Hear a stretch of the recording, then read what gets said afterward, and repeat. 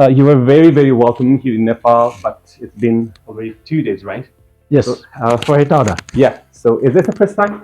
For Nepal? Yeah. No. I came in Nepal in 2015. Okay. That was a month after the earthquake. So Yeah. I saw the country in a devastating state. And after that, I came because I organized my own trekking tours in Nepal with a Nepalese friend. Yeah. He's an entrepreneur, Bai from Adventure Sampling Traveling, and he started his own company. And that's why I came twice more to Nepal.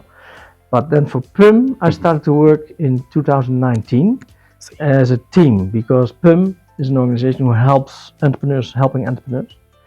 And we decided that for Nepal, we should have the approach a little bit different, not an expert to an expert, entrepreneur to an entrepreneur, but a team of, we call ourselves senior experts.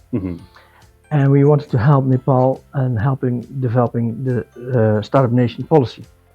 So we did that with 5 people. So the Congress was in 2022, I think, the first time I was there. And I went to Biratniga. I worked there with the Chamber of Commerce and helping them establish their incubator. What do you think? Like, what are the key difference between the ecosystem or the involvement of entrepreneurs here in Nepal and the Netherlands? What's the key difference? Well, the key difference is probably we are a very small country, and we have a very high technology. We are very good in water problems because we live near the sea. We even live below the sea. The Amsterdam city, right? Yep. So we know a lot about water. We know a lot about electronics because we had Philips, Unilever, probably a corporation you know because the soaps, it's all Unilever. And we now have the biggest chip makers of the world, ASML. So our universities are very specialized in some kind of area. We have Wageningen University, what can be very interesting for you to work together with, because they are focusing on agriculture. And it's some kind of ecosystem where government really supports entrepreneurship, but also educational institutes. And I think in Nepal you're starting. But developments go very fast. I think when I come back in 5 years' time, I see a completely different Nepal. I saw it already in Kathmandu because I visited Kathmandu for the first time in 2015. And when I came this year in Kathmandu because I was at Bluebird College also working for a week, I saw, that's changing a lot. It's more vibrant, the infrastructure is better. Got you. In Kathmandu, yes. And the students I work with, very eager to learn. I see it already that you are developing very, very fast. Everybody they want to be entrepreneur, but they don't know like what are the key factors, the key things that are very, very important to be successful entrepreneur. So what are the key factors that make a successful entrepreneur? That won't be a surprise to you. If you want to be an entrepreneur successful, you really you really need a good idea. But in my opinion, you need a passion. You really want to challenge yourself and establish something. So I teach also in Holland entrepreneurs, and I always ask, are you an entrepreneur?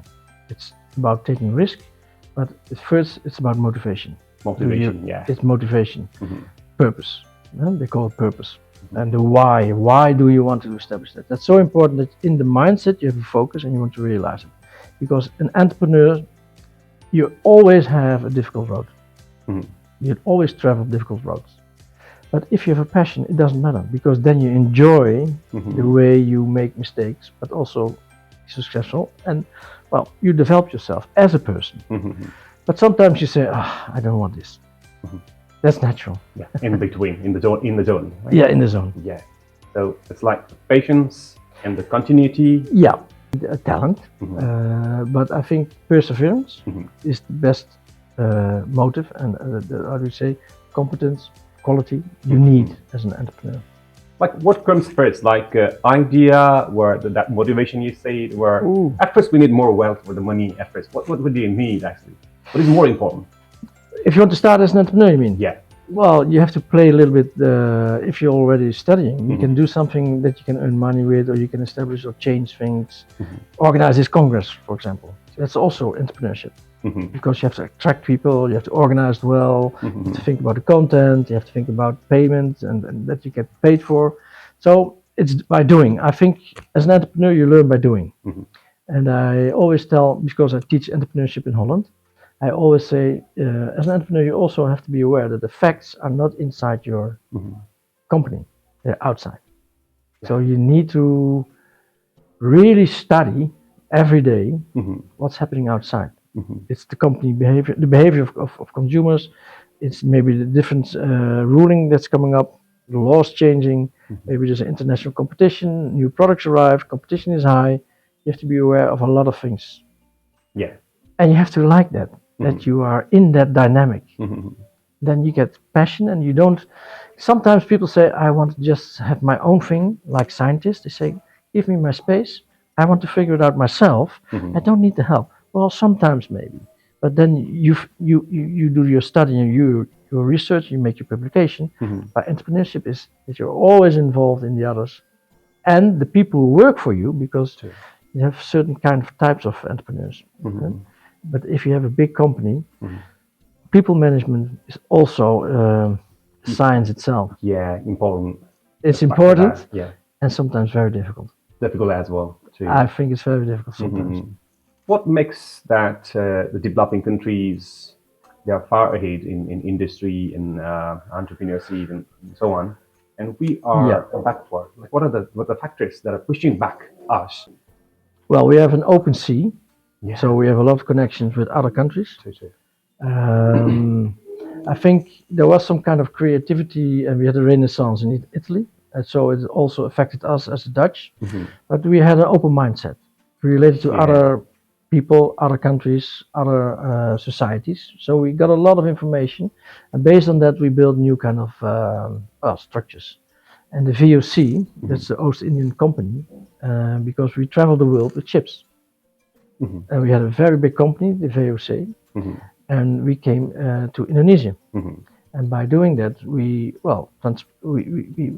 discovered the logistics, Yeah. the ship making, Mhm. also agriculture, Yeah. and we transported to our country. So the mix of influences from others, Mhm. somehow we developed it in something new. Mhm. And I think Nepal is more related. Well, you're next to the border of India. Yeah. Then the border goes up, and then you have China. Yeah. So it's very well, maybe incorporated. Yeah, that Yeah. can be that you're more introverted Mhm. as a person, True. and you can make a good life Mhm. because Nepal. I think Nepal is a very nice country. True. People are nice. There's enough. Well, you can live from the fruits and the vegetables, and True. so As the well. eagerness or the well, maybe the danger is less Mhm. because we were always in danger Mhm. as a country. Yeah. By the Germans, by the French, Yeah. by the Mhm. English. So we had to be very alert what's happening outside. Mhm. Being a landlocked country between China and India, very giant country for us. Yes, So, what could be the possibilities for Nepal? the strategy, you mean? in the field of entrepreneurship? What do you think? I think it's a challenge. I think really it's a challenge. And you have to be very smart in how you can play the dominant role against India because they are really sometimes bullying you, I think. Yeah. In 2015, you had because of the change of the constitution, you didn't get the energy. Mhm. The fuel was not delivered. Yeah. Crushed. Yeah. True. Not nice, so to say. Mhm. So I think you have to find something that they take you more serious. Maybe you can level with, I don't know, just an idea that I see that the connection with China is getting in some way more developed than 10 years ago. Mhm. I was, I think, 4 days ago in Kathmandu, and I saw the ambassador of China making some kind of presentation because of the Year of the Dragon. It was in the Kathmandu in Patan. That is the old city. It was very dominated. They even spoke Chinese. So I see the Chinese influences entering Nepal. Maybe you can use that relationship to play India in a different way. Maybe, but you can also be like now. Knowledge is very nearby. Maybe 10 years ago, The internet was maybe not that strong developed in Nepal. Not everybody had maybe mobiles. Nowadays, I think your youth, and we saw it on the Congress here, people are motivated. They know to find where the wisdom is. And now I think you have to find how you can get the money connected to all kind of smaller initiatives related to entrepreneurship. Because you have a lot of NGOs who are working here, but they give you money in a project-based way. Yeah. Better houses, better schooling, better water, etc., etc. Nowadays, I think it's more important that you give the youth with a lot of new ideas the potential to try things out. And maybe the way you get your money, how it's labeled, maybe if that differs in the way that it's support to entrepreneurship, that's good. I think also it's a challenge at university. Yeah. We talked about IP. IP is not a thing very well known in Nepal, but in our country, IP related to startups is very important. I've been for 10 years the chairman of a committee who decided which new idea get money to get started for a new company. There was always a committee, and the committee existed from professors, venture capitalists, businessmen, all kind of people. They always check the team because the team is important, but also always the positions of intellectual property. But intellectual property is very, very difficult because, to give you an example, we have a big harbor, Rotterdam, one of the biggest harbors in the world. We developed new kind of cranes where you get the shipping and unshipping. I see. And we developed high tech, some kind of robotica techniques for the people who had to operate these things. High tech, protected, but in 2 years' time, in Shanghai, in China, we saw them, and they didn't pay for the intellectual property; they just copied it. Got it. Why they could copy it? Because China said we don't attack these people because it's so intellectual property. Okay, maybe for Europe and the United States, but it is not ruling for China. Yeah. So that's also to say that intellectual property is expensive. It only works as if there's also some kind of system that makes it work. And if China, for example, in this position says we don't respect intellectual property. Got you. So innovation is very important, but by respecting intellectual property as well at the same time.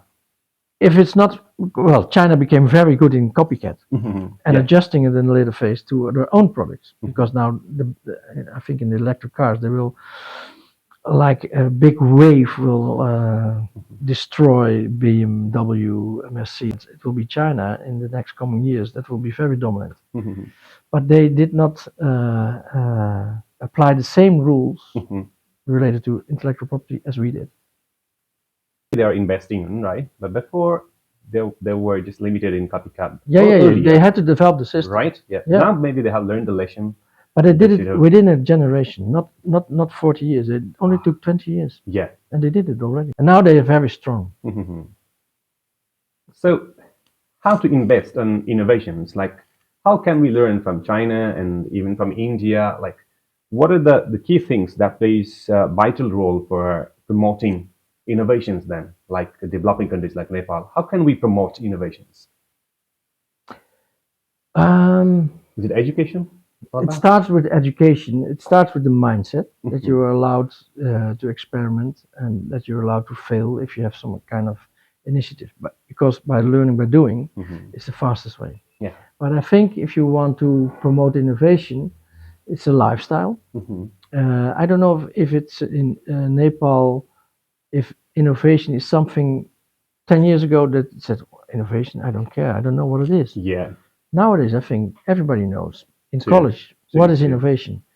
But then how do you relate to this concept to yourself in mind? That's a different attitude. So you have to be changing your mindset. That's one step in the process of education. But I think also that if you have a new idea, also as a company, that you have to create an ecosystem of finance. The finance ecosystem, you have to develop it in a way that it is not that complicated now. Because if I'm right, I don't know, I think now it's the government who says we have money, and we decide who gets it. Yeah.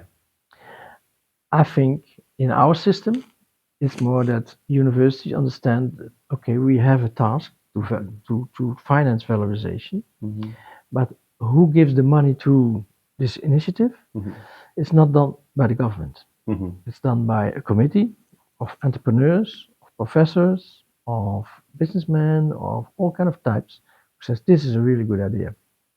So you have to create some kind of attitude combined with a financial ecosystem where when you start in your education, you can find money to experiment, even at schools. I am a business coach at the University of Amsterdam for third and fourth years biomedical students. They are taught where they can step by step can get finance, and it starts with 10K, so that's 10,000 euro. So if they have an idea, they get 10,000 euro. Just find out if the idea is a good idea. Is it feasible? Does it work? Then you can go to the next phase, and that maybe then that you need capital between 50,000 and 100,000, and it ends to 200 and 300,000 euros. So in these 4 years that you study as a student, they also have some kind of way that you can get. It's not an easy way, but you can get some kind of ways to find the money in different stages. Are small businesses, small startups, important for business environment where we should invest on big industries?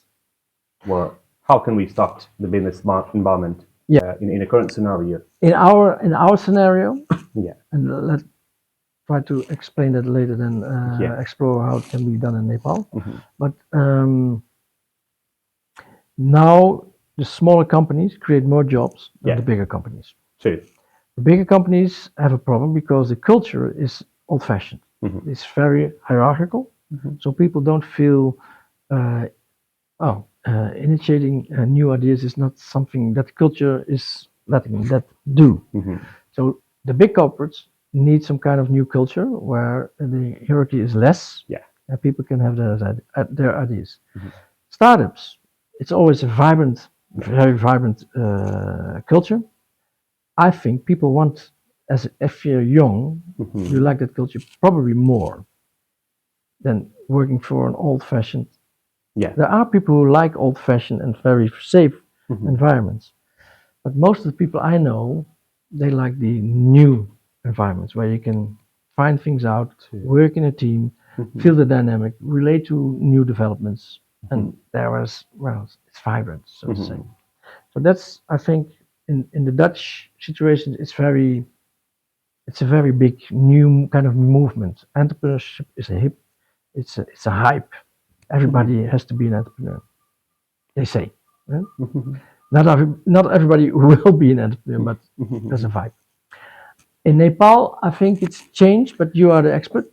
I think more people are becoming conscious that there is a possibility, but they are, if I understand it correctly, more triggered to go outside to countries as India, the United States, and Australia. I can understand that because that's, of course, that gives them the freedom, and it's the way of traveling, learning new cultures. But there's also a lot of possibilities to create that situation here in Nepal. And I think in tourism, in hydroelectrics, in agriculture, you can develop new kind of stuff. It's about maybe new consumer products, eating, coffee, tea, packaging, all kind of stuff is there. Which huge possibilities, right? I think there are huge possibilities, but it's also if the system and the ecosystem is not there yet, there's always you're in between. Right now, people, if I'm a student in Nepal and I get opportunity to go abroad, so, I take the chance because of educational, the quality is maybe a little bit better. That can be choices based on these kind of decisions that you will leave your country. Got you. So for the government, but also for entrepreneurs, you cannot allow to let the youth leave Nepal. because then you have a huge problem. So it's about creating a new idea, a longer term vision, backed by the government, backed by entrepreneurs, and backed by also education institute, that you can do it here. Yeah. And I saw today here in Hetauda and yesterday, there is a lot of positive energy. There are ideas from startups.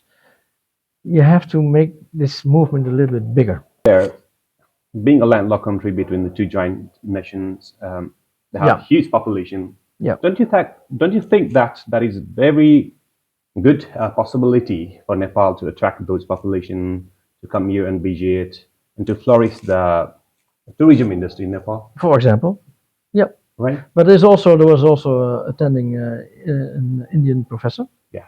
And he was interested to make a connection that his students could come to Nepal. Yeah. And learn from Nepal in the way you live, because you have a very friendly, healthy society, and a lot of beautiful nature. But also related on production and industry. I don't know where you have to choose, but you have to be very careful. But I think hydroelectricity is important. I heard that cement. Now you're exporting cement. You're not importing. You're producing it yourself, and you export it. Yeah. That are the key successes, maybe related to how you can make it here and stay here. True. So, you belong to PUM, right? And PUM. Yeah, yes. PUM. What is PUM? We don't know it actually. This is the first time I heard this. Okay. About this. So, could you a little bit explain about it? Yeah. Well, in Holland, it's a culture that government and industry work together. And 40 years ago, they started to think about how can entrepreneurs help entrepreneurs in other countries, in less developed countries. They were bridging entrepreneurs, and the formula is very simple.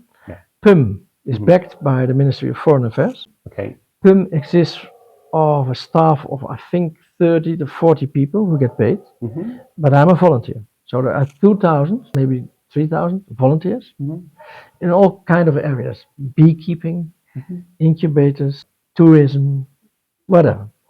And if I go on a mission, PUM pays for my international travel. I see. The customer I visit, they pay for my food and my stay in the hotel, for example. So we don't cost much. And now we have said that it's very important, because we have a lot of, in Europe, there's a lot of going on related to refugees. Maybe you've heard it, maybe you've read about it, but a lot of refugees from Africa, all kind of countries worldwide, they come to us, because sometimes it's about economic prospects. True, yeah. So now the government is thinking, if we help to develop ecosystems where the people stay in their own place, it's very important. That's why PUM is still investing in all kind of areas worldwide. So it's almost like a semi-government or government organization? It's government. The policy is made by government, but the execution is done by entrepreneurs or all directors from companies. Okay. So all about the main objective is to make these countries self-reliant in the sector of entrepreneurship. Making like employment opportunities here to be independent, right? And the thought is also that if you develop a healthy ecosystem and a healthy market system here, that's better for both. Yeah. It's a little bit egoistic. Doing business is egoistic. It's triple layered now. It's also the ecosystem and the social inclusiveness. We teach our students, you can have a good idea, you can have a good business, economically business model, but think about the impact on the environment. Think about what is the social impact of your company. So based on that, you can be successful. So do you have any office in Nepal where you're just regularly working here, or just you came from Netherlands now? Sorry? You came from Netherlands this time, or you have office? Yeah. I live in Amsterdam. Okay. And we flew to Kathmandu, I think for me it was 10 days ago. And we stayed there, we worked with Bluebird College for just 5-6 days, and then we traveled to Hetauda. And normally a person like us, we call ourselves senior experts from PUM. We go for a week or 2 weeks to some kind of mission or client. Got you. Yeah. And you are a senior expert at PUM, right? Hmm. What do you think how government of Nepal can prepare better policies to support innovations and entrepreneurship from the It's a big question, government? huh? Yeah, yeah. I have to be open then, Mm. because what I hear from people that the government is something different. Yeah, It's a very small, it's inside-oriented community, so to say. true. So the trust between entrepreneurs and government is not very high. Yeah, here in Nepal, you think? Yeah, Okay. that's what I hear. Hmm. That's one of the first things you have to think about. How can you make that relation better, Hmm. more flexible, True. more dynamic? Because now I think it's not a dynamic interaction. Hmm. It's more like different pillars who operate different next to each other, and not they do a little bit, but this interaction is very important that you foster it and that you will make it more dynamical. Hmm. And it's also maybe that if you want to, entrepreneurship is also a little bit about freedom, and that you Hmm. get facilitated, that you have the money, good people, Yeah. but also regulation related to market. Hmm. And that is a difficult area, but I think we exchange in Holland a lot about the effect of a law related to entrepreneurs. So there is a lot of interaction every day between these uh, different actors where they want to learn from each other. Hmm. And that's maybe what's not happening yet in Nepal. Maybe they speak about it, Yeah. but they are not doing it enough. Good. We just came into Republican or a federal Republican system. Yeah. Um, do you think it is a better environment for Nepal rather than the earlier political system? Oh, that's for me difficult because I don't know the difference. What do you think? Is it in your opinion, is it working better? As you said, if in the political system where the freedom that matters, then we're getting more freedom than earlier. Um, we have the freedom of choice where we can raise the voice to the government, we can choose the right person, right? Right? If we have that level of political literacy, then definitely, as Yeah. I know, in my opinion, Yeah. it's better, I think. But at the same time, government instability is also very important, right? The key factor Yeah. for the development of industry and entrepreneurship Yeah. in Nepal. So I think it is better, but we have to make our government more stable. Risk-taking culture that is also very important for entrepreneurship, right? Absolutely. Yeah. Calculated risk. So, um, what do you think? Like, what kind of risk-taking culture do you have in Netherlands? It's evolving. Yeah. We weren't taking that much of a risk. Hmm. I told you about how we conquered Indonesia in those times. Hmm. It was about that we shared the risk between entrepreneurs. So we made a company Hmm. where you could pay money, you got shares. Yeah. But I invested, so to say, in more ships. Hmm. So the risk that one ship didn't make it to Indonesia and back, Yeah. that was covered that the other ones, well, they came back. So we became rich by investing in different portfolios. Hmm. I think that's very important. But we are traders. We are not successful like the States of America, Yeah. because that's a really entrepreneurial mindset. We had the luck that we developed Philips. The company Dutch. Netherlands. Dutch. Okay, Dutch Philips is company. Dutch. I do know. Shell, oil company, is Dutch, and Unilever Hmm. is Dutch. And based on these three big companies, we got very rich, and now we have to change because these companies are not that successful anymore. Hmm. They're very important, that they're still very, but the new ideas, Hmm. well, they were in America, not in our country. Hmm.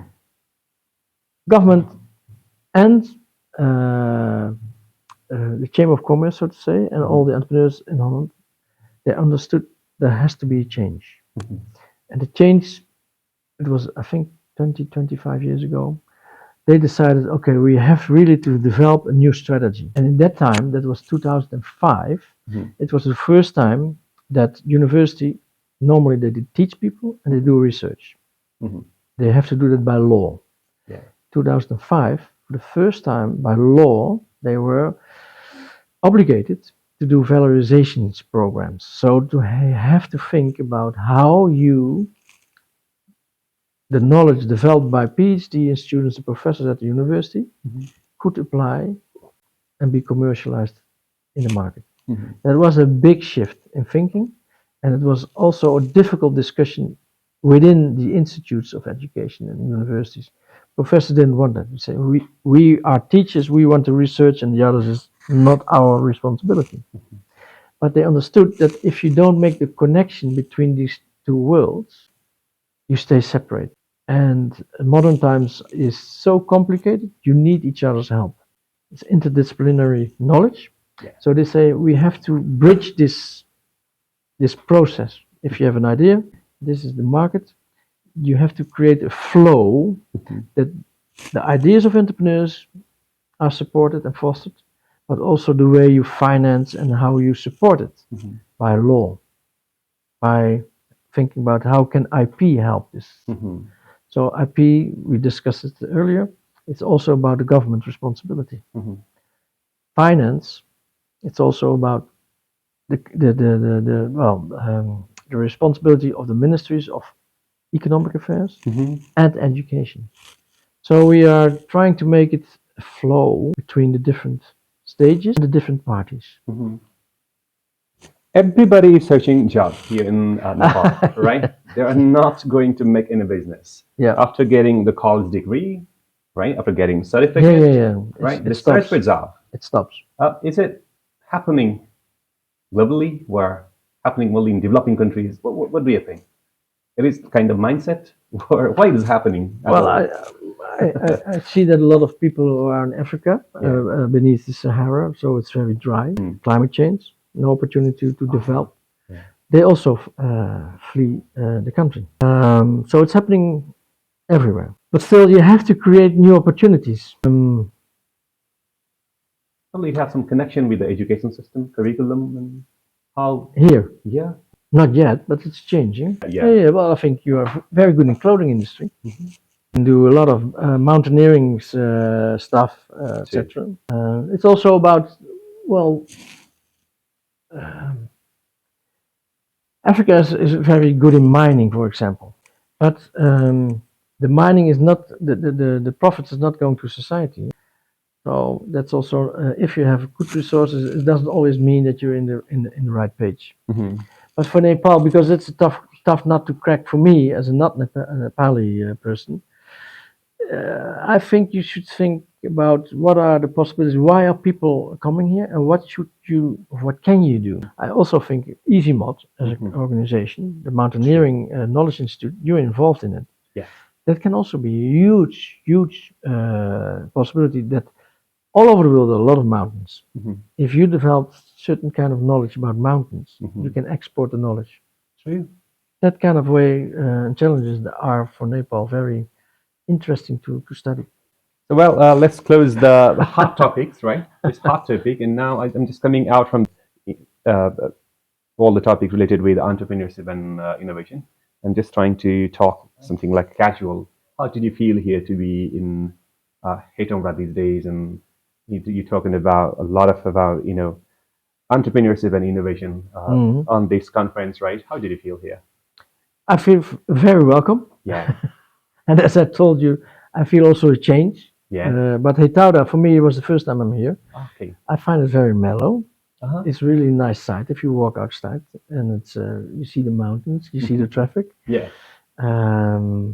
It's a little bit like old days, relax, but there's a wave under it, a stream under of innovation of the modern times coming. Got you. You can see it. I see a lot of electric cars also already. Yeah, it's growing. Yeah, but I never saw where you can put this the battery. There are, of course, but I didn't see them. You're talking about the charging station, right? Yeah, in Holland I can see everywhere charging stations. Okay. But even here in Hetongra, I see it's happening a lot. And also this hotel is a very nice hotel. I think in the real estate there's a new mall. True. I think. Yeah, so yeah. It's happening everywhere. Yeah, yesterday you were talking about bumpy road as well. Yes, about bumpy roads. Yes. Yeah. Don't you think that like these bumpy roads, I mean, infrastructure is also kind of important. Very important. Right. Yeah, very important, because if this road, some people say this road will never come. Yeah. They are so disappointed. Whoa, it takes a long time. But if it's there, then it will make a huge change in the speed of development. 5 months ago, I was in Indonesia, Sumatra, Oh, okay. and I visited Palembang and I visited Pagalam, 2 cities, 2 universities. Oh, They were connected with a high road, I see. financed by the Chinese. But it was 6 lanes. Wow. There were only, when I was driving the car, I saw only 2 other cars. Oh, okay. But it was there.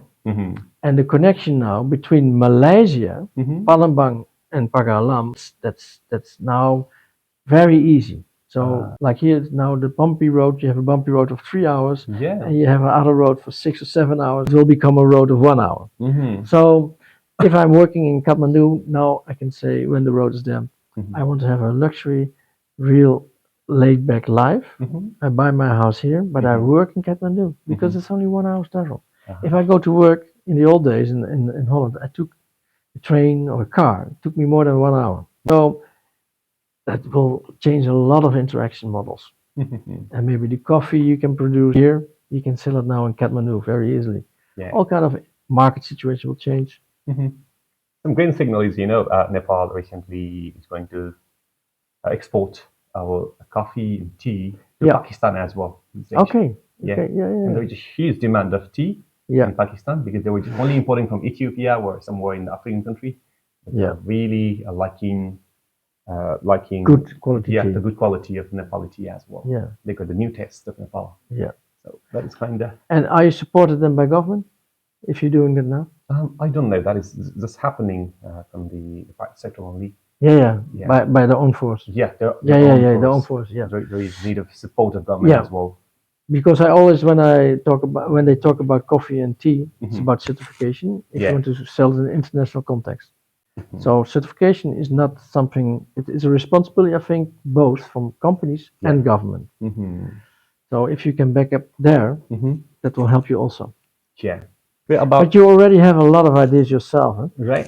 Thank you so much. Yeah. No, I was feeling so awkward at first, right? How to start? Why? Yeah, and because I'm doing this in English language for the first time. You mean interview? Yeah, this is the first time in English medium. Oh, then you're very clever and talented. Right. Thank you so much, sir. Your accent is good. Yeah, right. Thank you. Very nice. I say hey Tauda, but you hey Tauda. Hey Tauda. Yeah. Hey Tauda. Okay. Yeah. Nice, good. Right. Thank you. So. We're almost about to end, though. I just want to throw a few casual questions, steal some more. Go ahead. Yeah. What are the key cultural difference did you feel between Netherlands and here? I think we can learn a lot from you. It's very important that you have a good relation and work in teams and be very social with other persons. In Holland, we are not unpolite, but we are very direct. We can say, hey. Well, we can be very direct, but maybe also a little bit too individualistic. So that's one thing we have to learn, because also in the earlier days, maybe we were people who worked in tribes and lived in tribes, but we became too individualistic. The American lifestyle, we copied it maybe a little bit too much. I think it's teams working together with each other. Be more, are you doing good? Then I'm good. Kind of philosophy, that's very important. I think it's different. Yeah. On the other side, on the other hand, I think you're more traditional in hierarchy. So if somebody is the boss or the leader, or you pay respect a lot. In Holland, we are very flat in talking about hierarchy. Okay. If I'm the owner and I work for somebody, it's not that different. Yeah. I think here is a big gap. True. And what we think, we say. Yeah. Not always. And I think sometimes, you think a lot, but you don't say it. Yeah, we just keep it. You keep it. Yeah. And that's quite different. Maybe related to the geopolitical situation you're in, because you have to pay respect to India, to China, and to other countries. We also have to pay respect, but we conquered the world in the 17 in Century. 17th century. Yeah. So we have some kind of mental position that we conquered the world. Something like that. A little bit arrogant, maybe. No. Yeah, probably. Not at But all. then came the other countries. They conquered us again. But I think if you have felt the power that you can rule worldwide, that's also maybe an imprint. What influenced you? As I have heard, Netherlands is very popular for, um, making policies about sustainable development, making like any kind of dam or any infrastructure they think very long about, like 100 years they think about. Maybe that is Amsterdam is below the sea level, right? Probably that kind of region as well. True. Right? That we are every day we have to challenge the sea, and in I think it was 1953, there was a devastating the sea conquered the land one day, and a lot of people died. Oh, okay. And based on what day did you say? it's Zeeland. It's a disaster. Oh, okay. Because the dam broke because the sea level was too high. So it took the land and it washed away the land. Was it in Amsterdam? No, in the south, in Zeeland, in the southern part. Got it. And there's a lot of islands there. So it's a little part of the Netherlands where a lot of islands are there. So the big rivers and the sea, and then there's the hinterland, so to say. But this was pulled away. By then, government said after that, it can't happen again. So they started to invest and think about how we can solve this. That's why we became a country and we know a lot about water. And we export the water knowledge to Saudi Arabia, to all kind of countries, based on this, devastating event. But in our culture, even the universities related to, in the northern part where the sea is also very nearby, they have specialized curricula related to water management, infrastructure, regulation about fishery. So we know a lot about water. And because we are traders, we export this knowledge. That's what I meant about mountaineering, like Icing. You developing a lot of knowledge about mountaineering. You can export this knowledge. Also, day to day are challenged by our environment. Politically, here in Nepal, we have 77 districts, 7 provinces. We have adopted federal republic system. Likewise, what kind of the political system there is in Netherlands? We have a king. But our king doesn't have much power. But it's in some ways important as a symbol. Kind of ceremonial. It's ceremonial. Okay. There are some duties he has to do. Okay. But it's the politics who rule. It is just we have a party system. It is just like final right to put stamp. Well, he has to put some oil in the ceremonies and in the process. Got you. He how do you say? He appoints the new ministers and the prime minister. He appoints them, but the minister is not chosen by him. It's chosen by our people. Okay. And we have a political system with a lot of parties, and we have a chamber, the first chamber and the second chamber. We have also a lot of other institutes surrounding and controlling if everybody is doing the job in the proper way.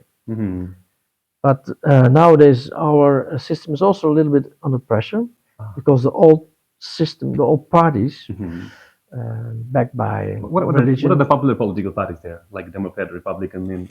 We had CDA, the Christian Party. Okay. We had the VVD. We still have the VVD. They are backed by entrepreneurs, so to say. Very liberal. We have the social parties. The social parties, we had a P van de A was very big, and SP and other, but they made they came together because they lost control and they were very going down you measure something. So they said, hey, we have to join forces. But on the other hand, there's new kind of parties are coming up. A new party is the PVV. Okay. I don't like them. They're very extreme to the right. Extremist. Okay. Rightist. Very rightist. Against refugees, against foreigners. Oh my gosh. Not good. We have a party it only exists for 3 years now. It's the BBB. It's taking care of the farmers, because in our country there's a big problem because farmers we farm too much. We have a use of pollution by them, but the farmers are very dependent on the income stream. So that takes a lot of opposition. Party became very big in just 1 year. Like the PVV, it's very big now, the biggest party. Yeah. The Farmers Party. And we have a guy who was famous in some kind of way. It's called New Social Contract. And he's also completely new. So the old parties, they're changing very fast, and there's something going on, and we don't know what's happening, and what will be, the future for our politics. What are the key crops? You say like it is very popular for farming as well, right? In Netherlands, so many farmers as well. You say what are the key cash crops? What are the main crops produced in Netherlands? The crops. Well, we produce almost everything. Right. Yeah, but we also do it. We call it urban farming. So we have a lot of new techniques where you can farm with. You don't have a lot of space. Yeah. So tomatoes, asparagus. I don't know if you know that. Salads. Yeah. So a lot of crops there. Almost all. A lot. Are you importing from other countries where you are exporting? Also, I'm not that good in agriculture and the figures there, but we export and import a lot. But the export is... Which is more, export or import, I mean? I think we do both. We produce a lot of tomatoes, but we also import a lot of tomatoes. Strawberries, we make it ourselves. Strawberries, and we don't have the climate for it. We don't have the climate for it. Yeah. But we can do it. The tulips, it's not vegetables, but the flowers. We are very world famous. Tulips? Tulips, yeah. And about the food culture, our food culture. Yeah, we are just consuming more and more rice here in Nepal. What about in Netherlands? We are, by origin, we are a potato country. Chips, potatoes, normal potatoes. Oh, okay. Van Gogh, the painter, he's famous by the aardappeleters. A lot of Dutch people eat potatoes, but we ate rice, pasta. Got you. If you live in Amsterdam, you can choose any meal from the world and it's there. Italian, Korean, it's even Swiss cheese, French bread. So we are really a mix of everything. Yeah. Okay. Yeah. How to say namaste? Sorry, how to say hello? Hello is in Holland. Hello. Hello. Okay. Goeiedag means like. Goeiedag is hello. Oh, okay. What are the other languages? Hi. Except Dutch. What are the other languages do you know? If we go to school, we had to study English, Dutch. Okay. French. You can choose for Spanish. Okay. Nowadays you can choose for Chinese. Chinese as well. Oh. You can. You can. It's small, but you can. Okay. But you have to do 3 languages if you have the secondary school. So there's a lot of languages there, but dominant. The Islam is also now because of Turkish. A lot of Turkish people live in Holland. Yeah. Spanish, I think, is next to English, also very important. But we have, of course, trade relations with Germany. So a lot of people who are working in business speak German. Do you also produce oil and gas? We had a lot of gas in the northern part. Natural gas. We became very rich by it, but there were earthquakes because of winning the gas out of the ground. So now we have stopped that. It's a big decision. A lot of difficulties also, because the northern part was destroyed a little bit. Not as heavily as in your country in 2015 and also last year, I think. But because that we quit our gas production. We don't have oil. We have a lot of wind energy. So we have a lot of, maybe that's also an opportunity. I don't know how it's about the wind and the windmills. But we have the North Sea. Yeah. A lot of windmills. Really. Is that the main source of energy, like hydroelectricity here in Nepal? I think it will become. Okay. Next to solar. Yeah. So your main source of energy is solar and windmill. Yeah, we had gas, and now we are changing. We're changing, and wind is big. Soil is also very big. We have water pumps. We import a lot of oil, of course. But I think there's now also a political discussion. Nuclear energy. Nuclear energy, the smaller ones. Because we can't make the change without that. So we use also a lot of coil, Yeah. too much. Chinese tech companies, right, like Huawei and others. Yeah. What about the trade relation between China and Holland? Yeah. And Holland, Yeah. well, there is some tension because ASML is the biggest chip producer. True. They were not allowed to export the new knowledge to China. There was an issue about a lady who was from a big company. I forgot the name. She was charged by espionage. So there was a little bit tension about the Chinese and the relationship of Holland related to knowledge companies. But still, I think in the next future, no doubt, China will be willpower number one. We can't stop that. Yeah. We can't change that. But we became bigger in other things. Like Philips is now more in healthcare. Oh, okay. It changed from the TV, the lamps to healthcare. So Philips is the most renowned and a big giant company of The lamps, the lamps bulbs, as well. the Okay. bulbs, and but also TVs. They were very, very big. But also mobile phones they tried. But they changed and they are now totally focused on healthcare. One of the most biggest companies. Okay. Agen, paying technology. Okay. Agen. Shell is still very big, and they are big also investing in green energy. So we are also very good in DSM is also very big, and that makes fibers, Okay. paints. Mm-hmm. Axel Nobel, also a scientific-based company, who makes a lot of stuff which you can use and build construction and paint.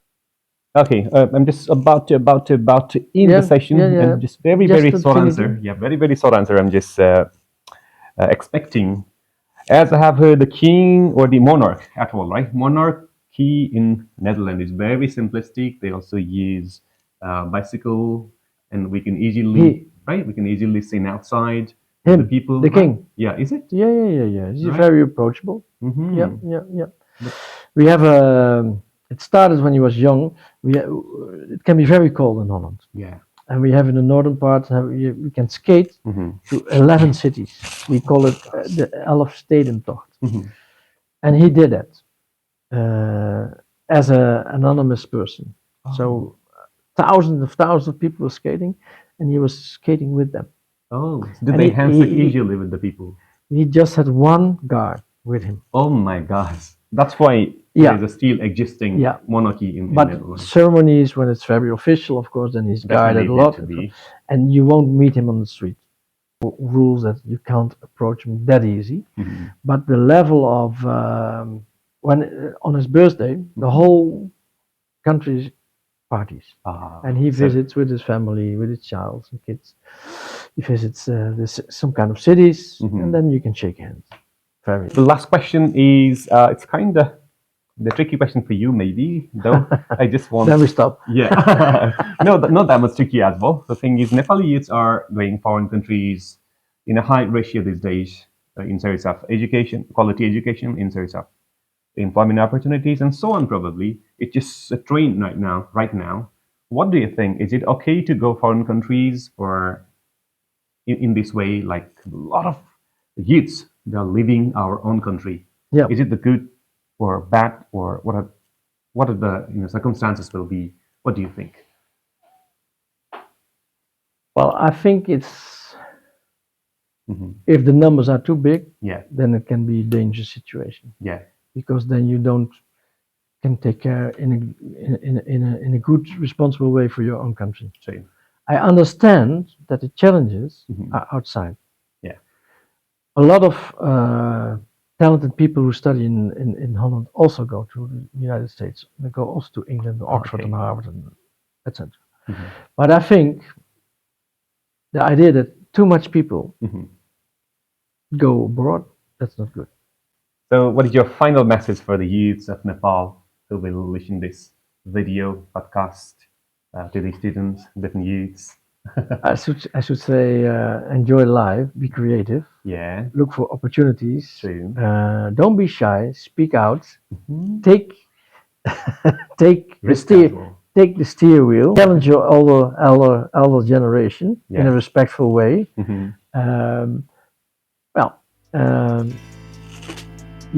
I think that's the main message. Thank you so much, Mr. Karthaus. It's really nice to meet you here. It was nice meeting you.